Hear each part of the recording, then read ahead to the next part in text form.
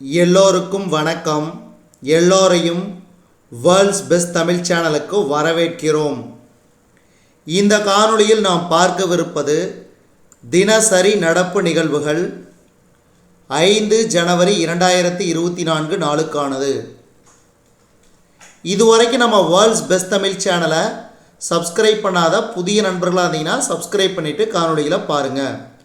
5 ஜனவரி 2024.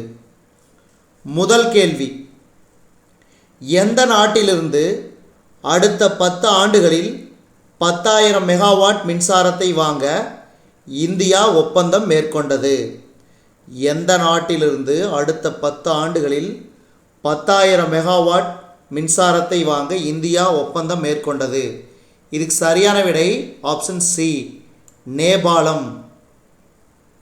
இரண்டாவது கேள்வி, இந்திய கடற்படையின் புதிய துணை தளபதியாக பொறுப்பேற்றவர் யார்?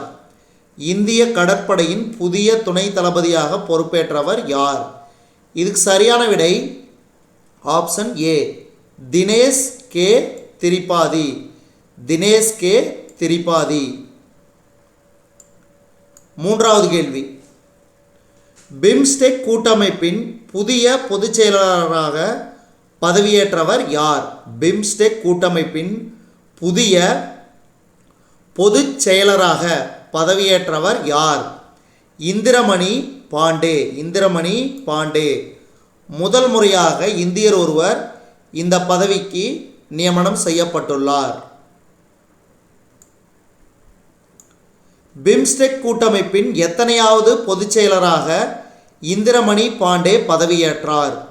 நான்காவது.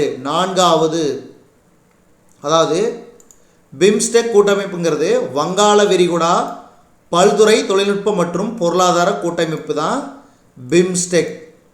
இதில் இந்தியா, பங்களாதேஷ் அதாவது வங்காளதேசம், இலங்கை, மியான்மர், தாய்லாந்து, நேபாளம், பூட்டான் ஆகிய நாடுகளை உள்ளடக்கிய அமைப்புக்கு பேர் தான் பிம்ஸ்டெக் கூட்டமைப்பு. துவரம்பருப்பு கொள்முதலுக்கான இணையதளத்தை தொடங்கி வைத்தவர் யார்? துவரம்பருப்பு கொள்முதலுக்கான இணையதளத்தை தொடங்கி வைத்தவர் அமித்ஷா. கேப்டவுன் மைதானத்தில் டெஸ்ட் கிரிக்கெட்டில் வெற்றி பெற்ற முதல் ஆசிய நாடு எது? கேப்டவுன் மைதானத்தில் டெஸ்ட் கிரிக்கெட்டில் வெற்றி பெற்ற முதல் ஆசிய அணி இந்தியா.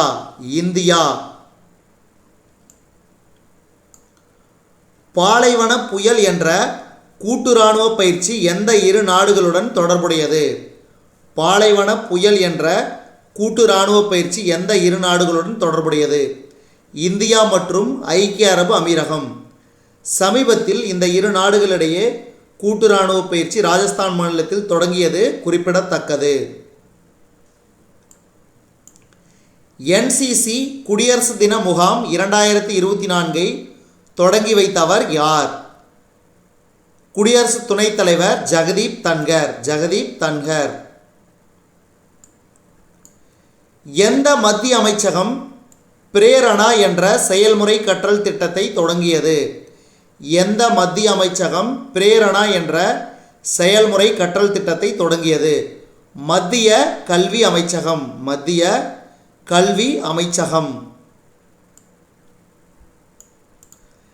எந்த இரு அணிகள் பங்கேற்ற போட்டி டெஸ்ட் கிரிக்கெட் வரலாற்றிலேயே மிக குறுகிய ஆட்டமாக பதிவாகி சாதனை படைத்தது? இந்தியா மற்றும் தென்னாப்பிரிக்கா. மொத்தம் பார்த்திங்கன்னா 2 நாள்லேயே அந்த டெஸ்ட் தொடர் முடிவடைந்தது. 642 ஓவர்களில் முடிவடைந்தது. இது சாதனை படைத்தது. இதில் வின் பண்ணது இந்திய அணி வெற்றி பெற்றது. புவியின் கண்ட மேலோட்டினை ஆராயும் வகையில் உருவாக்கப்பட்ட மெக்சியாங் கப்பலை உருவாக்கிய நாடு எது? சீனா. புவியின் கண்ட மேலோட்டினை ஆராயும் வகையில் உருவாக்கப்பட்ட மெக்சியாங் கப்பலை உருவாக்கிய நாடு சீனா. 75வது குடியரசு தின விழாவில் பங்கேற்க உள்ள பழங்குடி தம்பதியினர். 75வது குடியரசு தின விழாவில் பங்கேற்க உள்ள பழங்குடி தம்பதியினர் ராஜலட்சுமி ஜெயபால். ராஜலட்சுமி ஜெயபால். அண்மையில் வெளிமாநிலத்தவர் விவசாயம் நிலம் வாங்க தடை விதித்துள்ள மாநிலம் எது? அண்மையில் வெளிமாநிலத்தவர் விவசாய நிலம் வாங்க தடை விதித்துள்ள மாநிலம் உத்தரகாண்ட். உத்தரகாண்ட். இதுவரை ஒடிசாவில் எத்தனை பொருட்களுக்கு புவிசார் குறியீடு கிடைத்துள்ளது? இதுவரை ஒடிசாவில் எத்தனை பொருட்களுக்கு புவிசார் குறியீடு கிடைத்துள்ளது? 25. 25. தமிழ்நாடு அரசு சார்பில் காதி கிராஃப்ட் மலைத்தேனை அறிமுகம் செய்துள்ள வாரியம். தமிழ்நாடு அரசு சார்பில் காதி கிராஃப்ட் மலைத்தேனை அறிமுகம் செய்துள்ள வாரியம் தமிழ்நாடு கதர் கிராம தொழில் வாரியம். தமிழ்நாடு கதர் கிராம தொழில் வாரியம்.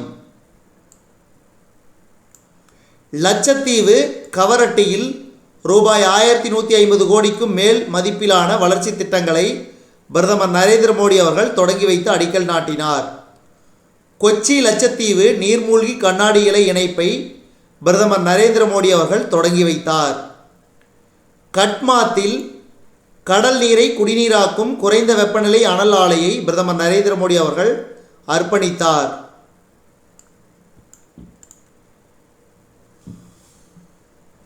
அகத்தி மினிக்காய் தீவுகளின் அனைத்து வீடுகளிலும் குடிநீர் குழாய் இணைப்புகளை பிரதமர் நரேந்திர மோடி அவர்கள் அர்ப்பணித்தார்.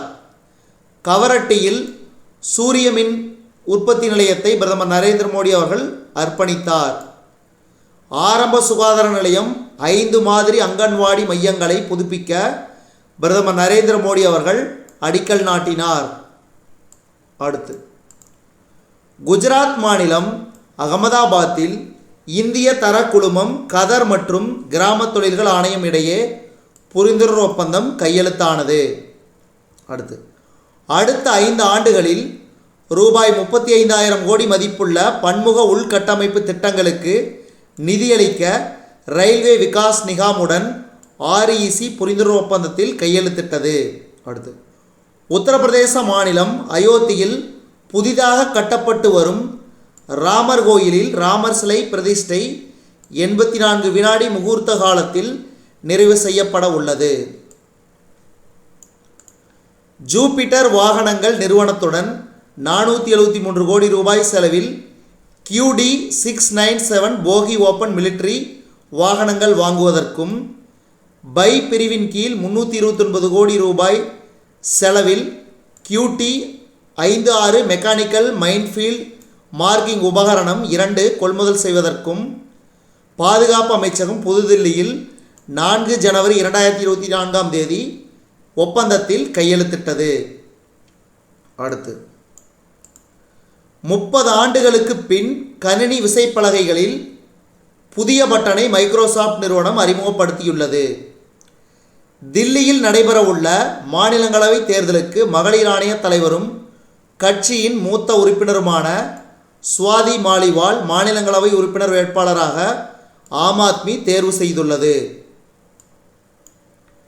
சாகசத்தை விரும்புபவராக இருந்தால் உங்கள் பயண பட்டியலில் லட்சத்தீவு இடம்பெற வேண்டும் என்று பிரதமர் நரேந்திர மோடி அவர்கள் குறிப்பிட்டுள்ளார். சமீபத்தில் பிரதமர் நரேந்திர மோடி அவர்கள் லட்சத்தீவு பயணம் மேற்கொண்டார் என்பது குறிப்பிடத்தக்கது. பூவிருந்தவள்ளி பரந்தூர் இடையே அமைக்கப்படவிருக்கும் பறக்கும் ரயில் சேவை ரூபாய் 10,000 கோடி மதிப்பீட்டில் உருவாக்கப்படவிருக்கிறது. இதுவரைக்கும் நாம் இந்த காணொளி வாயிலாக பார்த்தது தினசரி நடப்பு நிகழ்வுகள் 5 ஜனவரி 2024 நாளுக்கானது. இந்த காணொளி உங்களுக்கு பிடிச்சிருந்துச்சுன்னா லைக் பண்ணுங்கள், கமெண்ட் பண்ணுங்கள். மறக்காமல் இந்த காணொளியை உங்கள் நண்பர்களுக்கும் மற்றவர்களுக்கும் ஷேர் பண்ணுங்கள். மேலும் புதிய காணொளிகளுக்கு நம்ம வேர்ல்ட்ஸ் பெஸ்ட் தமிழ் சேனலோடு இணைந்திருங்கள்.